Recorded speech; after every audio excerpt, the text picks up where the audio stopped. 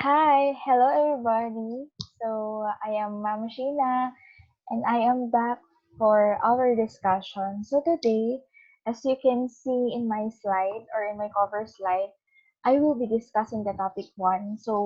Kung nagpas na kayo or nag-submit na kayo ng first assignment ninyo, you can still improve it for the submission on a Friday. Ayun. So this is recorded last night. So it is around 11:15 p.m. Naka-electric fan ako, so hopefully hindi masyadong malakas yung noise kasi it's mainit. Ayan. I-discuss natin yung topic 1. But before that, this is kind of a surprise because we will be discussing our first quiz na nag-deadline tayo last Friday. So, titingnan natin kung saan tayo nagkamali, ganyan. And tingnan natin yung inyong mga sagot. Okay. Ayan, una sa lahat, yes, yung mga scores or yung mga grades ninyo or yung mga sagot ninyo ay makikita ko individually. So, maraming mga nagtanong sa akin, "Ma'am, bakit ganito? Hindi po na-check pero tama naman yung sagot ko," ganyan. Ang nag-check po ay computer. So, automatic siya na nage-generate ng Microsoft depende sa inilagay ko na correct answer. So, ibig sabihin na hindi naman siya key sensitive. Ibig sabihin kung naka-capital letter or small caps pwede. Pero ang problema doon kapag nasobrahan kayo ng space, ganyan, or hindi nyo pinalo yung format.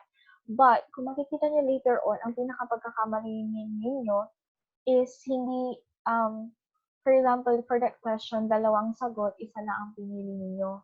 So, tingnan natin. Okay, so first question, which of the following is or not a core value of our university? 2 points siya kasi dalawa yung sagot. Pero meron yung question na dalawa yung sagot pero 1 point lang. So 2 points dito. Kailangan mong pumili ng dalawa. So, actually dito makikita mo rin 28% lang ng respondents ang nakakuha. 15 sa inyo, 15 sa 1 BSBA ang nakakuha. At ang average score lang ay 7.8. By the way, this is a 15-point quiz. So, ibig sabihin ang passing score natin ay 7.5. So, later on, ituturo ko sa inyo. Actually, pwede ko na pala ituro. Yung score ninyo sa lahat. Sa quiz, sa assignment, sa exam. Para ma-compute nyo yung grade ninyo is gamitin nyo itong formula. Sulat ninyo ha, yan. Yan yung get your notebooks and write this. Your score divided by the number of items or total times 50 plus 50. So, for example, ang score mo ay 7.5. 7.5 divided by 15, dahil 15 points to, times 50 plus 50. So, ang maging, if I'm not mistaken, ang lalabas doon is 75. Ibig sabihin, yung 50% or yung 7.5, 50% yun, pero ang equivalent niya sa grading system natin ay 75. Ayan. So, ibig sabihin, ang nagkamali lang kayo kasi ano naman siya multiple choice. Kailangan mong pumili ng dalawa. Okay. Number 2, this is the document where we can see the deadlines for the learning activities. Saan yun makikita? It's actually in the course guide. Maraming sumagot ng syllabus, study guide, instructional delivery plan. Ayan. Next, this refers to a learning mode in which a group of participants is engaged in learning at the same time. Or ginanon ko nga para at least maalala ninyo na live. It's actually synchronous learning. Okay. Pero ano naman ang tawag kapag hindi siya live or pwede kayo mag-aral ng sarili ninyo, parang ginagawa natin for the previous week, once pa lang tayo na nag-synchronous, asynchronous naman yung tawag doon. Okay. What are the 4 functions of the university? Read in the following format in the correct order. Actually, dapat ipapa-enumerate ko to dahil yung in-emphasize ko during the orientation. But then, the options in Microsoft, excuse me, the options in Microsoft Form is actually limited.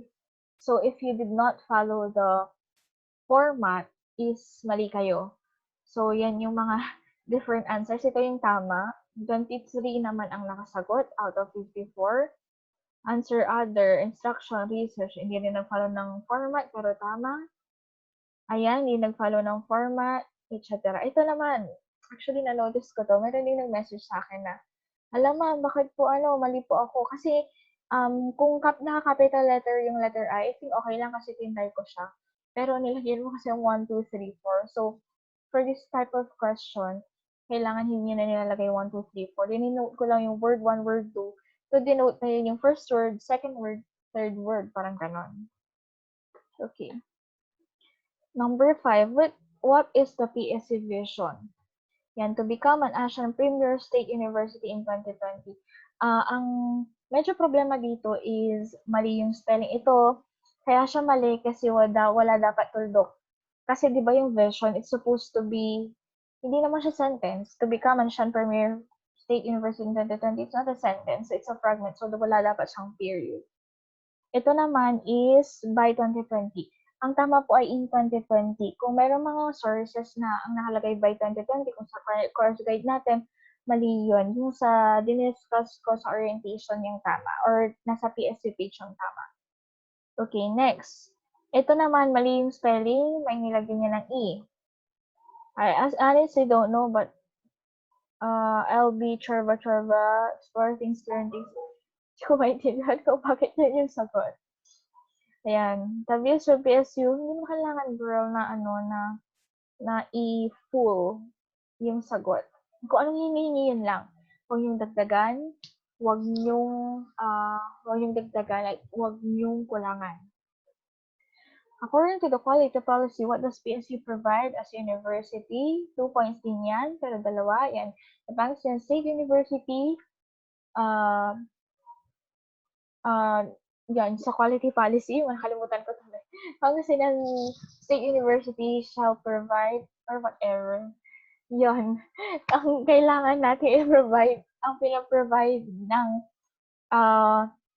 PSU is actually quality education and satisfactory service delivery.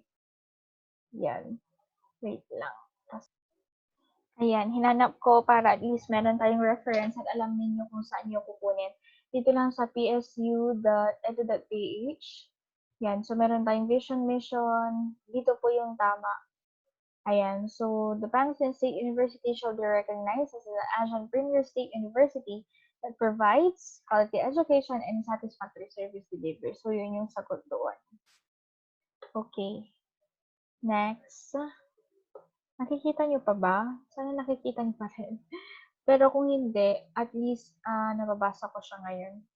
Okay, number 7. What is RR, the sanctions for cheating? Ng first offense, so diba meron tayong sanction for first offense, second offense, and third offense?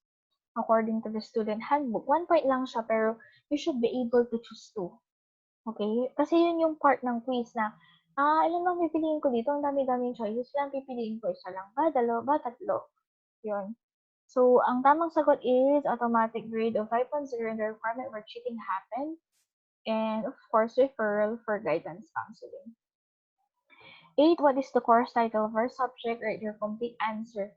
Ang tamang sagot ay, marami na makakuha. 37 out of 54. Bisa ng 69% ay nakakuha. Management and Marketing in the 21st Century. Ang Management 101 po ay course code. Meron din ata kasing, sorry na mali ako doon, pero yung course code is Management 101. Ang course title is Management and Marketing in the 21st Century.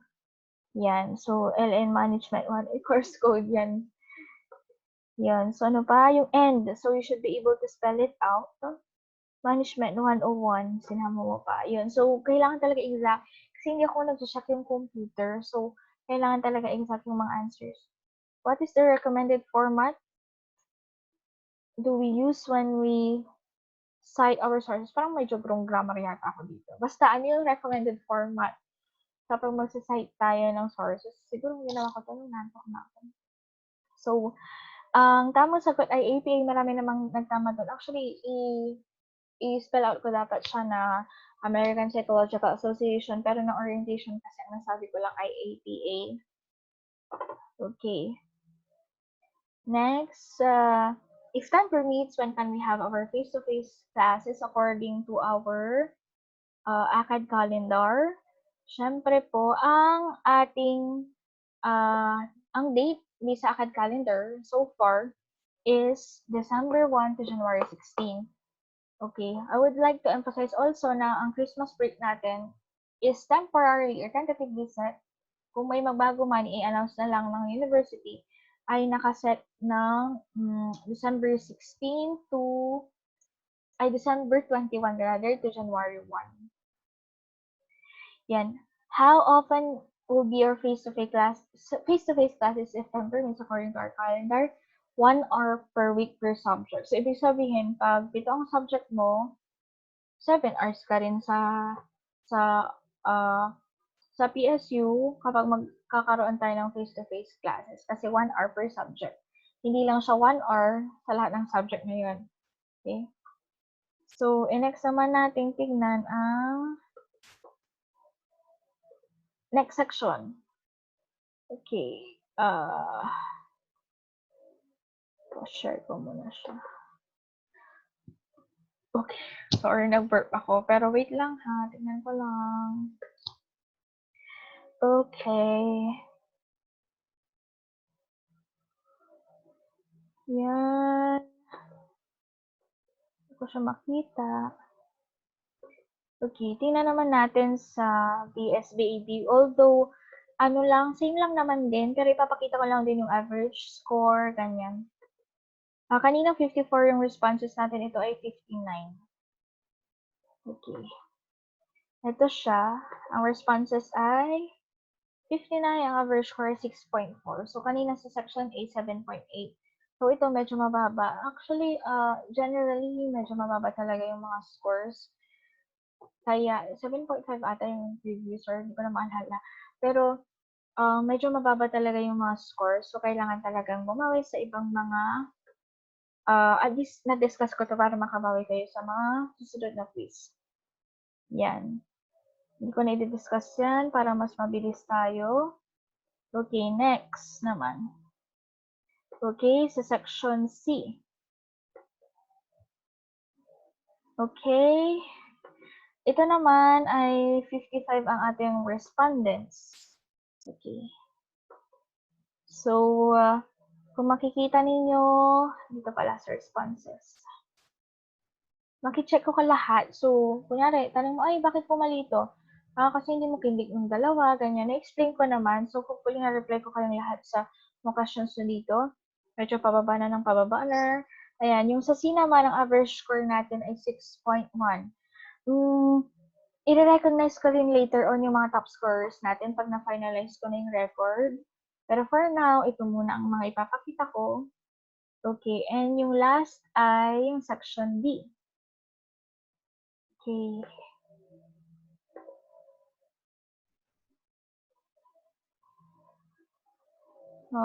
Section D. 59 ulit yung responses. Okay. At ang average score ay 7.2. So, kung makikita nyo, ang average kasi, di ba, ina-add niya lahat, tapos dinidivide niya kung ilan yung respondents. Ibig sabihin, marami talagang bumagsak.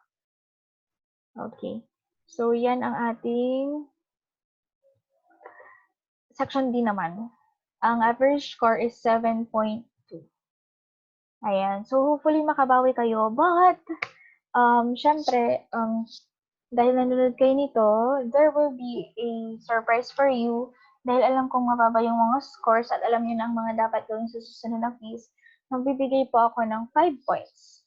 Another 5 points na items galing sa orientation at direct na ma-add sa inyong score. Okay, so ibig sabihin, over 15 pa rin, pero kapag nag-add mo yung 5, plus 5 ka ulit. Okay, so kailangan galingan. Hindi ko pa alam kung kailan ko siya mapopost yung quiz, pero hopefully, ASAP. Mag-notify na naman sa inyo sa MS Teams. Okay, so, Corabels na tayo sa ating topic, which is your introduction to management. Okay, so I hope you are, you can already see my slides.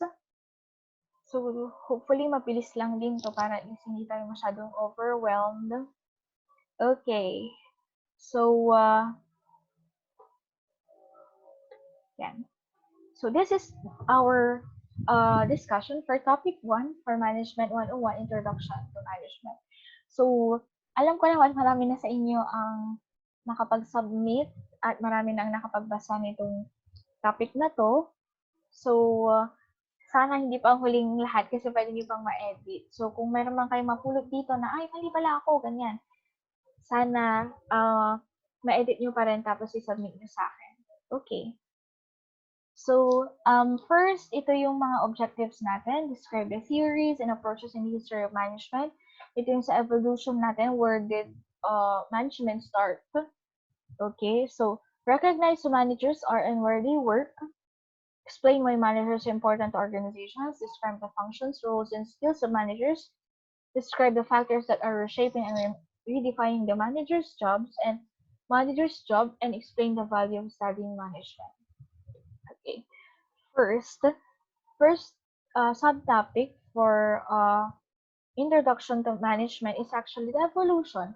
Kung makikita ninyo, kung nagbasa na kayo ng ebook, no?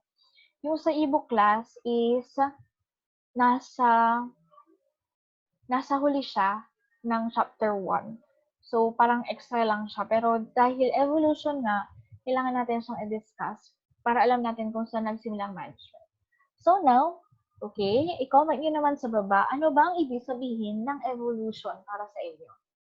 Bibigyan ko kayo ng 3 seconds. 1, 2, 3. Yan. Ang evolution, usually pag nagpa-appreciate ako, ang sinasabi nila is pagbabago, development, ganyan, parang life cycle, ganyan. Pero ako, pag nababanggit ang word ng evolution, ang nakikita ko, naalala ko lagi ay ang Pokemon. So, meron yung time, siguro mga 4 years ago or 3 years ago, uso yung Pokemon Go. Pero ang Pokemon ay matagal na talagang uso ng mga bata pa lang tayo.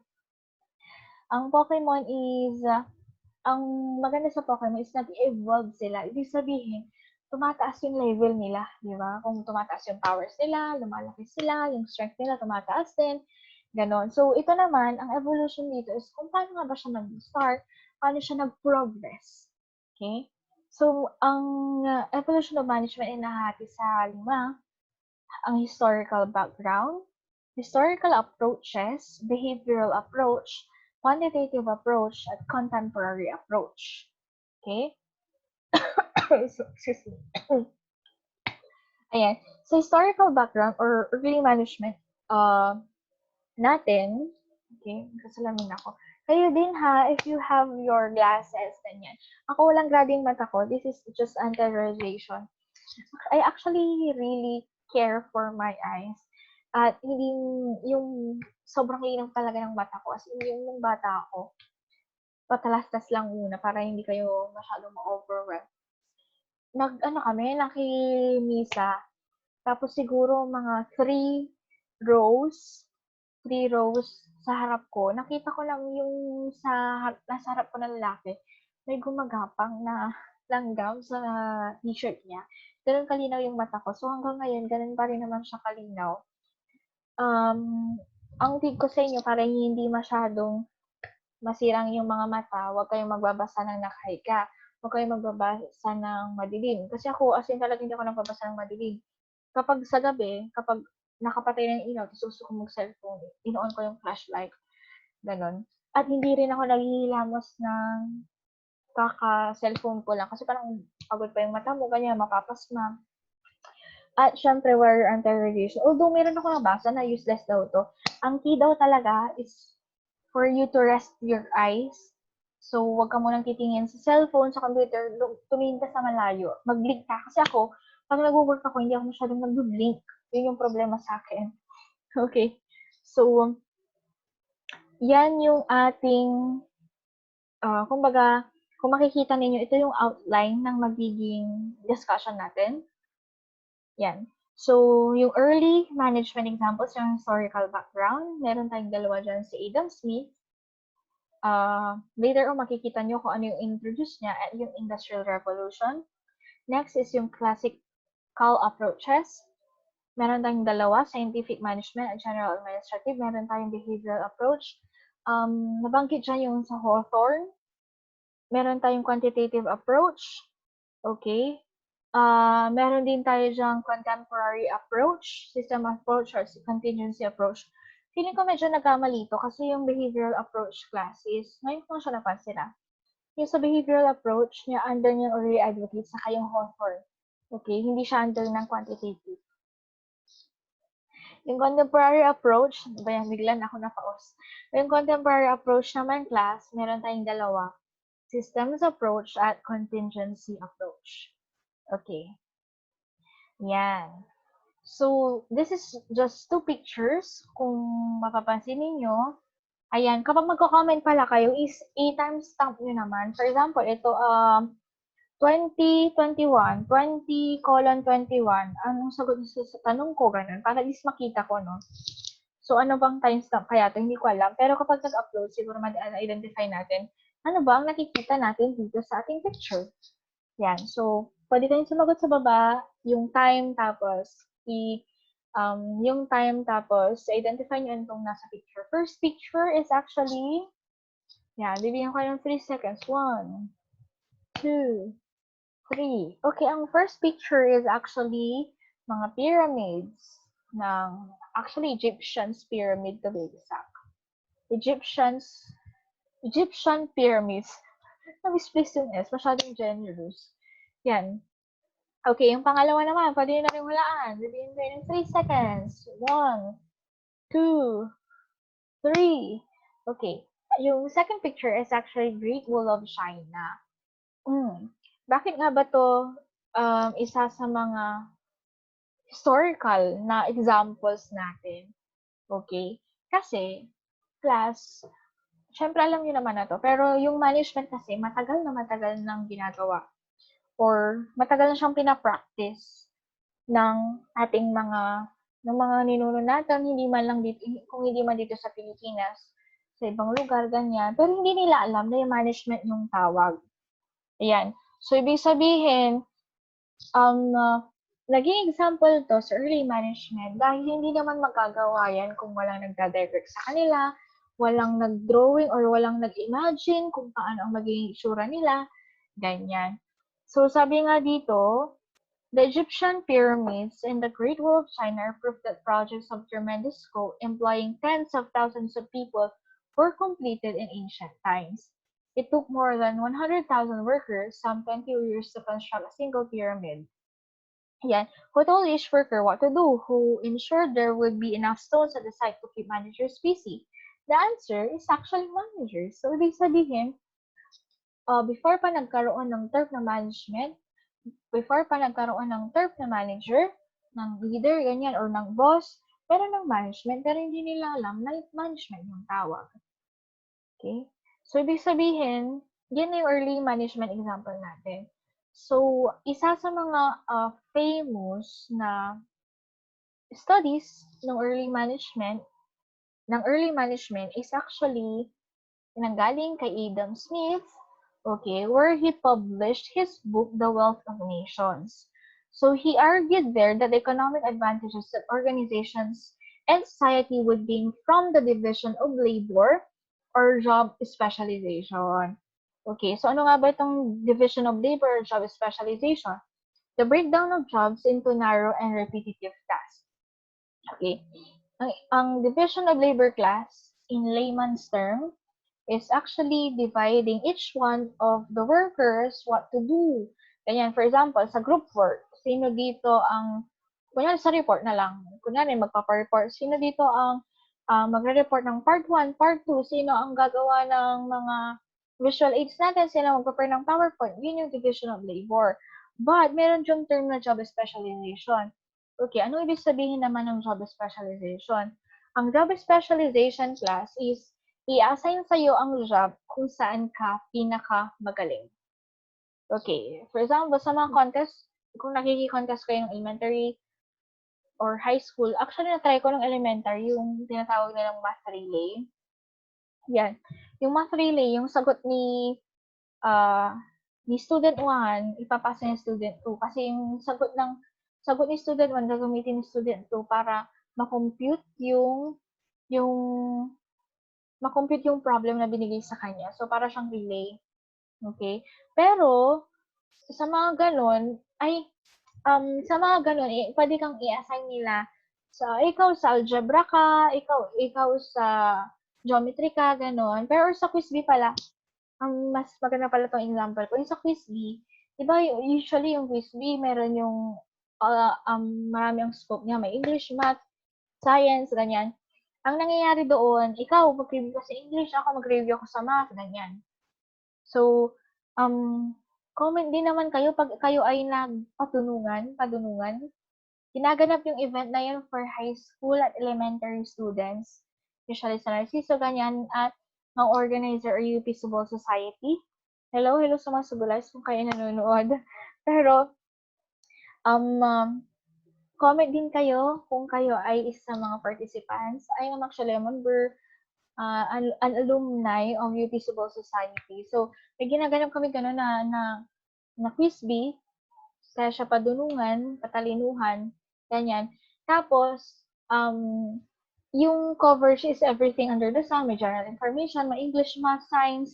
So, ibig sabihin, kapag apat kayo sa isang team, maghahati-hati kayo, anong re-reviewin nyo? So, yun yung sinatawag natin job specialization. Dahil magaling ako sa math, i-assign ako sa math. Ganun. Okay. So, nagkaroon ng division of labor, doon nag-start yung pagkahati-hati. Kasi parang, kung ikaw, gagawin mo lahat ng task. For example, sa paggawa ng upuan, no, meron siyang nagpapako, meron siyang nagpipintura, ganyan. Imagine ninyo na isang tao lang gumagawa ng lahat ng processes. Okay? Hindi sila naghahati-hati. Anong tingin nyo ang mas mabilis? Yung naghahati-hati sila or isang tao lang gumagawa ng lahat? Okay. So, next naman, sa early management na example natin is yung Industrial Revolution. Okay. Sinong familiar sa inyo sa Industrial Revolution? Bibigyan ko ulit kayo ng 3 seconds. 1, 2, 3. Okay. Ang Industrial Revolution class, ito yung nag-start na ang paggamit ng mga machines, mga mechanics, ganyan, sa paggawa ng mga tasks. Kumbaga, kung dati, nung kumbaga yung mga early mga tasks, ginagawa siya na craft style. Tig-iisa mo siyang ginagawa. Pero ng Industrial Revolution, nagkaroon na ng konsepto ng paggamit ng machines para mas mabilis. Okay? Ibig sabihin, ito na yung maramihan na gawa, ganyan. Mass production, ganun. So, yan yung mga early management examples natin. Nagmamanufacture tayo ng, simply, nagmamanufacture tayo ng mga goods sa factories na, or factory system, maramihan, hindi sa loob ng bahay. Okay. The next is yung classical approach natin for studies of management which emphasize rationality in making organizations and workers as efficient as possible.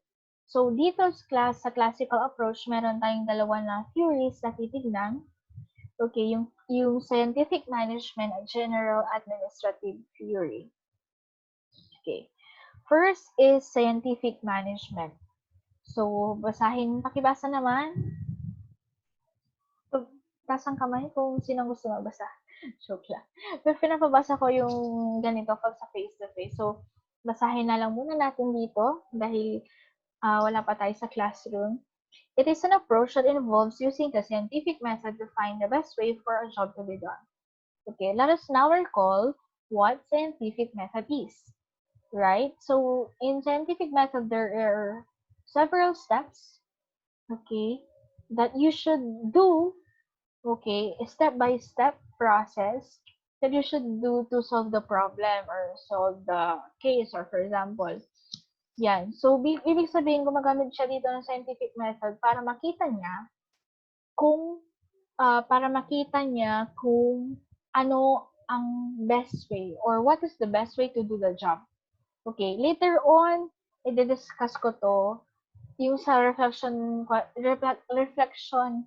ninyo kasi I noticed, kaya rin ako nag-decide na, sige, explain ko muna nga itong topic 1. Kasi, nakita ko na yung mga sagot ay hindi masyadong swak, hindi masyadong swak doon sa question. So, kailangan muna nating analyze anong scientific management. It was introduced by Frederick Winslow Taylor, thus he was known as the father of scientific management. So, how do we find the best way to do the job? Okay, according to uh, Frederick Winslow Taylor, we can do this by putting the right person on the job with the correct tools and equipment, having the worker follow his instruction exactly, and motivating the worker with an economic incentive of significantly higher daily wage. Ayan. So, ang sabi niya dito is, actually, nung pumapasok pa rin yung term na job specialization na kailangan mapunta siya sa tamang job or tamang kung saan siya pinakamagaling. Okay? So, next is another scientific management class na tinitignan. Wait lang ha. Okay. Another scientific management theory is yung kay Frank and Lillian Gilbreth.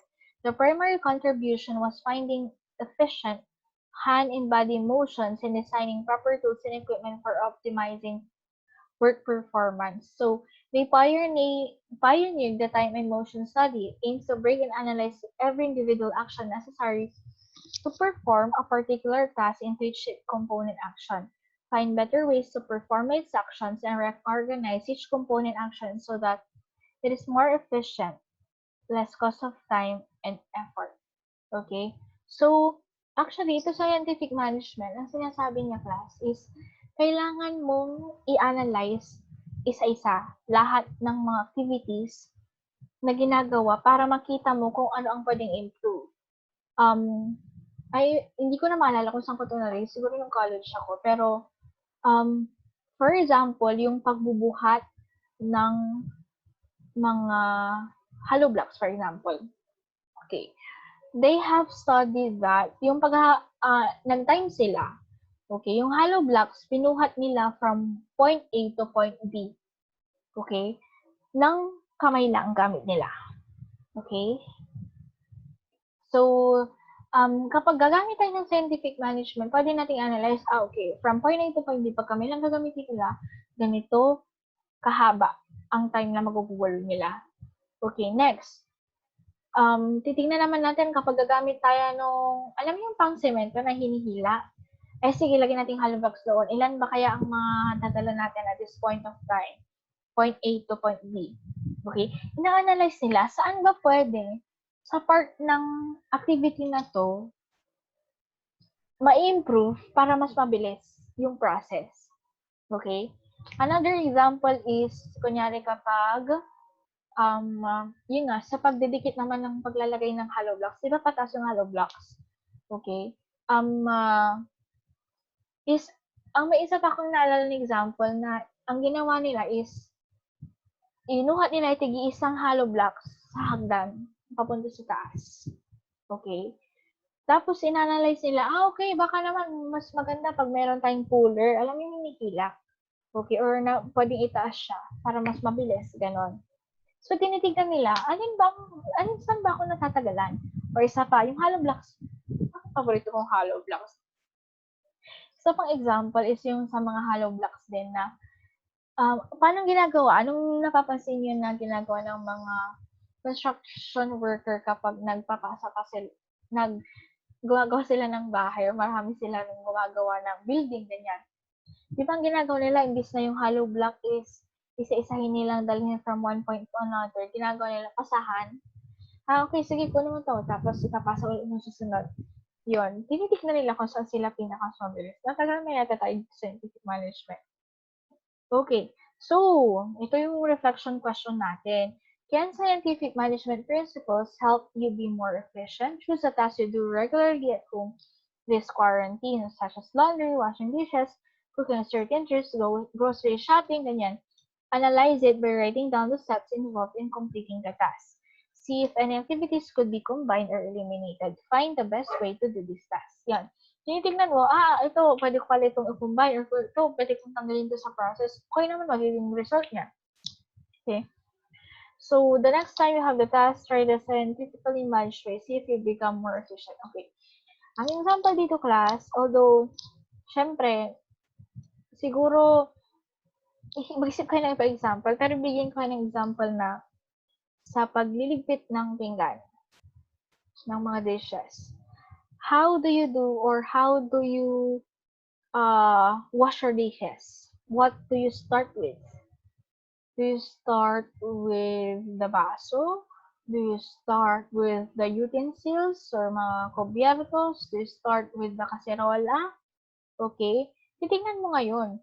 Okay, itong umaga, nagligpit ako, ang inuna ko mga baso. Okay? Nag-time ako hanggang anong oras ko siya natapos. Pero syempre, medyo mahirap dito, class, is yung bilang, di ba? Siguro tayo mo lang, itong unahin ko, mga 5 kutsara, 5 tinidor, 5 plato, 5 baso, ganun. Next time, okay, titingnan mo ulit. Ang unahin ko naman ay mga kasirola. O, tingnan mo kung anong oras. Hanggang anong oras. Okay. Or sa pagbibake naman ng cake. Okay. Anong gagawin mo is, pag mag-bake ka ng cake is, ano bang step ang pinakamatagal? Yung pag-whisk. Siguro. Anong gagawin mo para mas mabilis mag-whisk? Sige, siguro ako, bibili ako ng ganito, bibili ako ng whisker na. Okay, or huwag ko kayo masyadong whisk. Diba? Parang binabawasan mo. Hindi ko kaya siya masyadong i-whisk. Baka naman kasi pag, okay lang kahit hindi masyadong whisk. Alam naman natin na oo. Pero sample lang naman yun. So, titignan ninyo, ano ba ang proper way to do the job? Ito, for example, yung sa paglalaban naman, ano ang pinakamagandang gawin? Yung kapag sabon, banlaw, downy. Okay. Or, sabon mo na lahat, banlaw mo na lahat, tapos downy mo na lahat. Yung ganon. Okay? So, hopefully, medyo nalinawan kayo. Okay, next is general administrative theory, focused more on what managers do and what constituted good management practice. Kung kanina na-encounter natin si Frederick Winslow Taylor, si Gilbreth, Adam Smith, ito naman ay si Henry Fayol. At ito rin yung isa mga reflection question natin for this topic. Anong 14 principles of management? Okay, number 1 na dyan, ang division of work or division of labor. Specialization increases output by making employees more efficient. Because if you are doing something na pinakamagaling ka, ibig sabihin, mas mabilis ka. Okay, number 2, authority. Managers must be able to give orders and authority gives them this right. Okay? So, ibig sabihin, yung manager has the authority. Ibig sabihin, he has the power to give you a task at kailangan mong gawin yun. Okay? Number 3, discipline. Employees must obey and respect the rules that govern the organization. Kaya nga meron tayong mga standard operating procedures, rules, norms, ganyan. Okay, number 4, unity of command. Every employee should receive orders from only one superior. I would just like to emphasize this, class, kasi ang unity of command, dapat isa lang ang boss mo. Okay? Isipin ninyo kung ano ang mangyayari kapag dalawa ang boss mo. Okay, syempre, paano kung pagsabay silang nag-utos sa'yo? Hindi mo na alam gagawin mo. Next, unity of direction. The organization should have a single plan of action to guide managers and workers. Yes, kung meron kayong plano, isa lang dapat. Kasi pag dalawang plano, yun nga, nakakalito, tapos hindi mo alam kung ano susundan mo. Diba?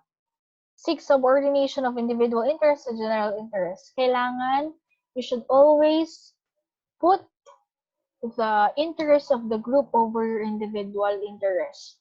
Okay? So, for example, ang individual, itong decision na to is will give you higher profit. Okay? But, that investment will entail you na magtatanggal ka ng mga maraming employees. Dahil sa profit, anong pipiliin mo? Okay? Dapat lagi yung mas maraming makikinabang, ganon. Okay. 7, remuneration. Workers must be paid a fair wage for their services. Parang salary yan. 8. Centralization. This term refers to the degree to which subordinates are involved in decision making. Okay. Isa sa mga try nyo i-search at ibibigay ko sa inyo yun na assignment is yung pagkakaiba ng centralization at decentralization. Okay, which is better? Next, 9. Scalar chain. The line of authority from top management to the lower ranks is the scalar chain. Ang scalar chain is parang yung hierarchy, okay, from top to bottom. Kasi yung scalar chain class, makikita mo doon, pag nasa baba, yan. Hindi ako nakapaglagay dito, pero just think of an organizational structure. Okay? Merong different levels yun, no? Manager dito, or president mo na, vice president, tas mga managers, for example. Kapag nasa baba ka, ibig sabihin nun, yung nasa taas mo, siya yung pagre-reportan mo. Siya yung magiging boss mo. Okay. 10 is order. People and materials should be in the right place at the right time. Yes. 11, equity. Managers should be fair, kind, and fair to their subordinates. 12, stability of tenure. Personnel management should provide orderly personal planning and ensure that replacements are available to fill vacancies. Okay? Ang tenure class is, pag narinig yung tenured, ako basta ano lang, nung college time lang din siguro, uy, tenured siya, kaya hindi siya pwedeng matanggal, gano'n. Ibig sabihin ng si tenured, permanent siya. Okay, parang gano'n. 13, initiative. Employees are allowed to originate carry-out plans will exert high employees allowed to originate and carry out plans will exert high levels of effort. Yes, kasi parang na-empower mo siya. Okay, if an employee is assigned to a particular task, parang kaya kaya niya magdesisyon on his or her own. You can test him, ganyan, parang feeling niya empowered siya, hindi ako kailangan utusan kasi kaya ko na to. And of course, and this is the last one, and this is actually my favorite, is yung split decor. Promoting team spirit will build harmony and unity within the organization. Okay? So, this is actually teamwork. Alam niyo ba kung ano ibig sabihin ng team? T-E-A-M? Okay. Team is actually together, everyone achieves more. Natutunan ko lang din yun. Pero speaking of that, I will be giving your groups or your learning group or para magkaroon na kayong mga learning partners. So, hopefully within the week, maano ka na. Kasi may mga dumadagdag pang iba, kaya hindi ko siya mai-post. Okay. Under pa ng General Administrative Theory class ay yung tinatawag nating Bureaucracy. Okay? So, ang nag-develop ng Bureaucracy ay si Max Weber. Okay? Parang siyang Justin Bieber. Pero ito, Max Weber. Pero ang spelling niya Weber. Pero hindi Weber. Sana tama yung pronunciation ko. So, bureaucracy is a formal system of organization and administration designed to ensure efficiency and effectiveness. It is a form of organization characterized by division of labor, a clearly defined hierarchy, detailed rules and regulations, and impersonal relationships. Ang bureaucracy class is para kang may sinusundan na hierarchy. Okay? Another term na ma-encounter niyo siguro yung tinatawag natin parang, ay, yung ano dyan, napaka-bureaucratic, ganyan. Ang bureaucratic class is,